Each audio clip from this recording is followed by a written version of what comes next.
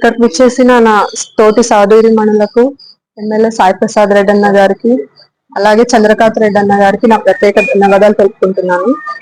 నాకు ఆదోని మండల మహిళా అధ్యక్షురాలిగా గుర్తింపు ఇచ్చినందుకు సాయి ప్రసాద్ రెడ్డి అన్న గారికి ప్రత్యేక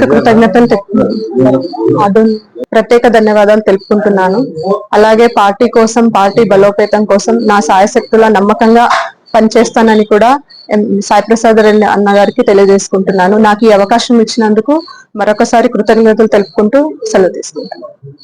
అంగన్వాడీ విభాగానికి అధ్యక్షురాలుగా నియమించినారు సాయి ప్రసాద్ రెడ్డి అన్న, మన చంద్రకాంత్ అవకాశం ఇచ్చిన చంద్రకాంత్ అన్నకి, సాయి అన్నకి ధన్యవాదాలు తెలుపుకుంటున్నాను. నా పేరు వైలక్ష్మి.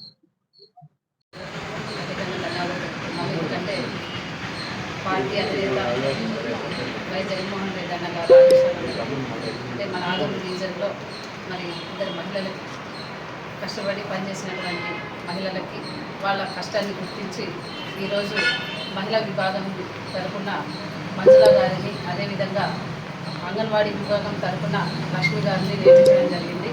అంటే ఈ పదవులు వచ్చేసి బాధ్యత పెంచినాయని నేను తెలియజేస్తున్నాను. ఎందుకంటే ఇప్పుడు ఇన్ని రోజులు ఏదో ఇప్పుడు 2029 గెలుపు కోసం కూడా ప్రతి ఒక్కరు కూడా కృషి చేస్తారని మేము ఆశాభావం వ్యక్తం చేస్తున్నాము.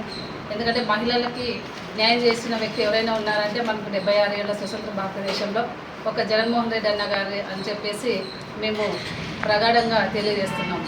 ఈరోజు మనం చూస్తే అవి ఎక్కడ కనపడడం లేదు. మళ్ళీ ఈరోజు వాళ్ళంతా మాట్లాడుతున్నారు మహిళలకు చేస్తున్నామని, అక్కడ ఏం లేదు. మహిళలకు ఏదైనా చేయాలి అని అంటే అది ఒక జగన్మోహన్ రెడ్డి అన్న గారితోనే సాధ్యమవుతుంది.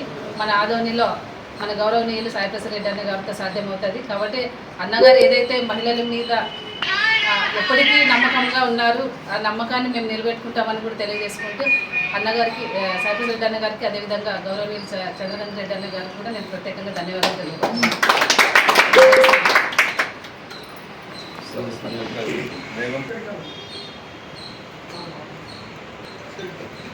చేసినటువంటి పత్రికా విలేకరులకి, అలాగే మాజీ ఎమ్మెల్యే సాయి ప్రసాద్ రెడ్డి అన్న గారికి, చంద్రకాంత్ రెడ్డి అన్న గారికి, కొత్తగా నియమితులైనటువంటి మహిళా సోదరులు అధ్యక్షుల గారికి నా యొక్క ధన్యవాదాలు తెలియజేసుకుంటూ, ఈరోజు మహిళలకు జగన్మోహన్ రెడ్డి గారి ప్రభుత్వంలో ఏ విధంగా అయితే మహిళల్ని గౌరవించారో అదేవిధంగా ఈరోజు కూడా వాళ్ళకి అదే గౌరవం దక్కుతూ ఉంది.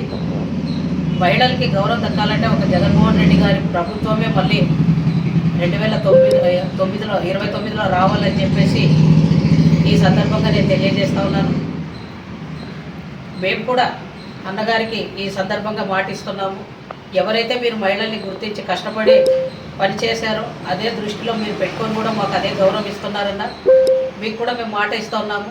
తప్పకుండా మేము వెన్నంటే ఉండి మళ్ళీ మేము జగన్మోహన్ రెడ్డి గారి ప్రభుత్వం గెలిపించుకోవడానికి శాయశక్తులు ప్రయత్నిస్తామని చెప్పేసి ఈ సందర్భంగా తెలియజేస్తూ, ఈ అవకాశం ఇచ్చినటువంటి అందరికీ ధన్యవాదాలు తెలియజేస్తూ సెలవు.